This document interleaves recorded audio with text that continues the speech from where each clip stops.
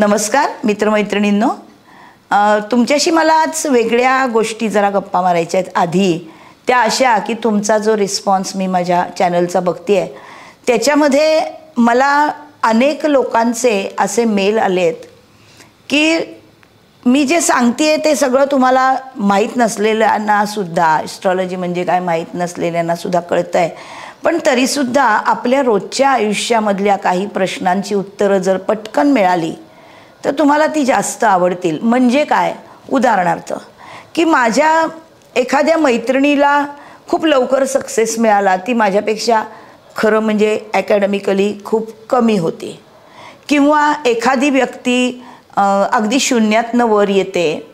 हे कसं काय दिसतं कुंडलीत? दिसतं का?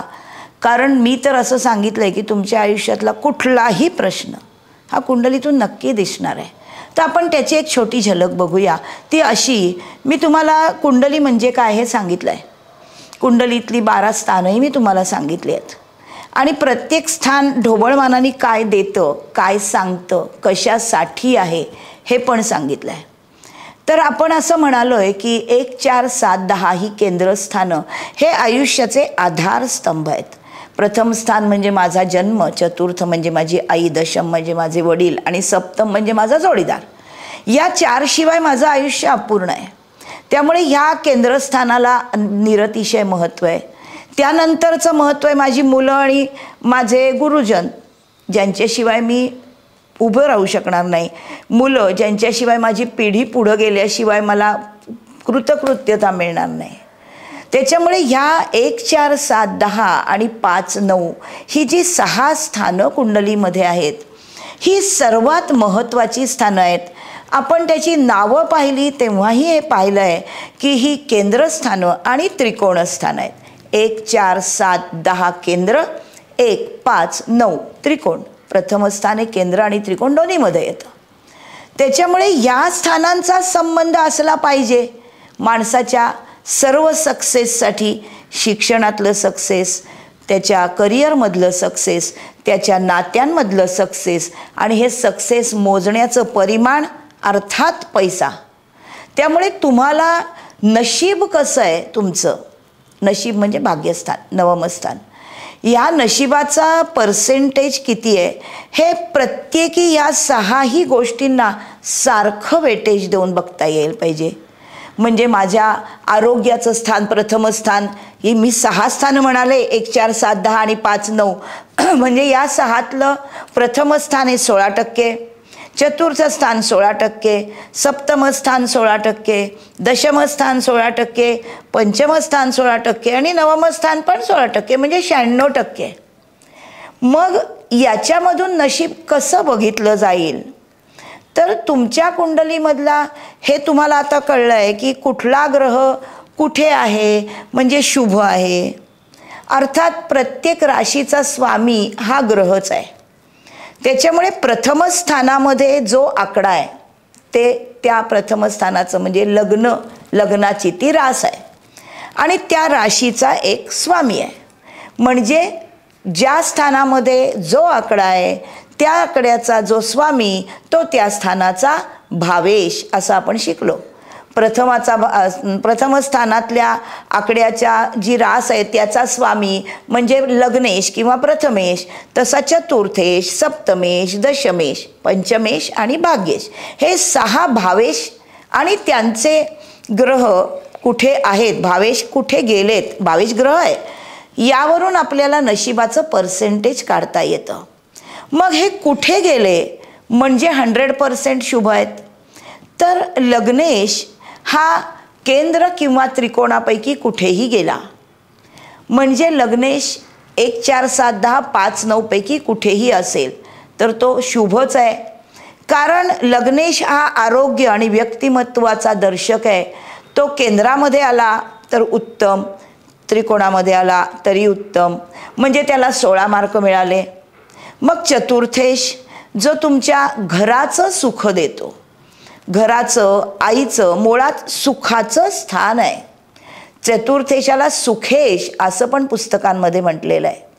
त्यामुळे सुखस्थानाचा अधिपती हा त्रिक स्थानामध्ये जाऊन चालणार नाही.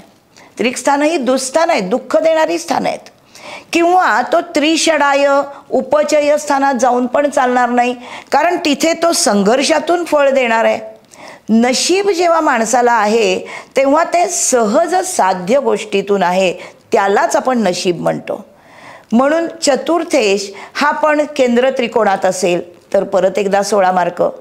सप्तमेश केंद्र त्रिकोणात असेल परत एकदा 16 मार्क.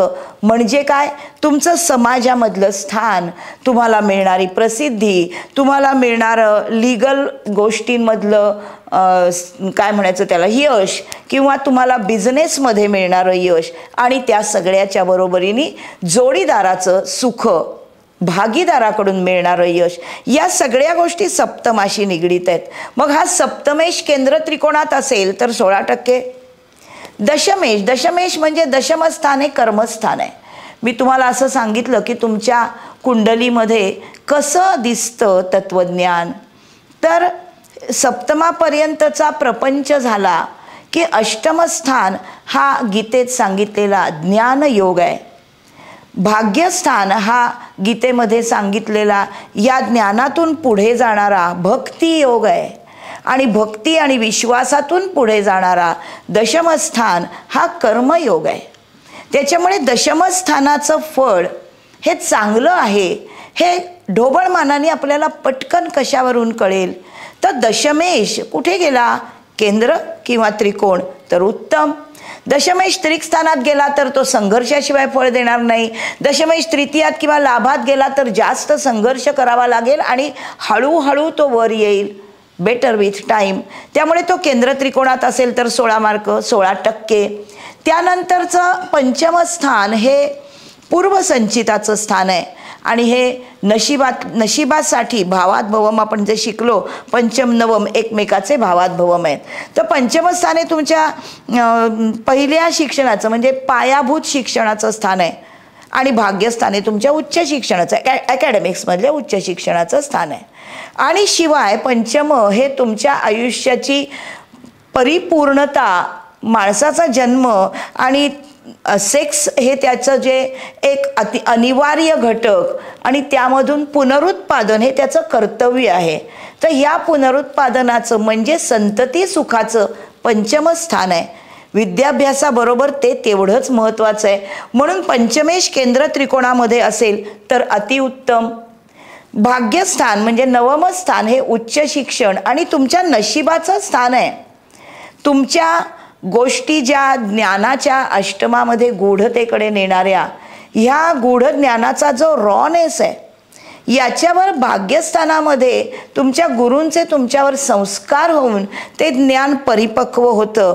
आणि मग आपण काय कर्म केलं पाहिजे की ज्या कर्मामधून आत्मिक समाधान, थोडक्यात आनंद मिळेल, हा दशमातून पुढे मिळणार आहे एकादशात. त्यामुळे या भाग्यस्थानाचा संबंध, याला धर्म त्रिकोणाचं स्थान म्हणतात.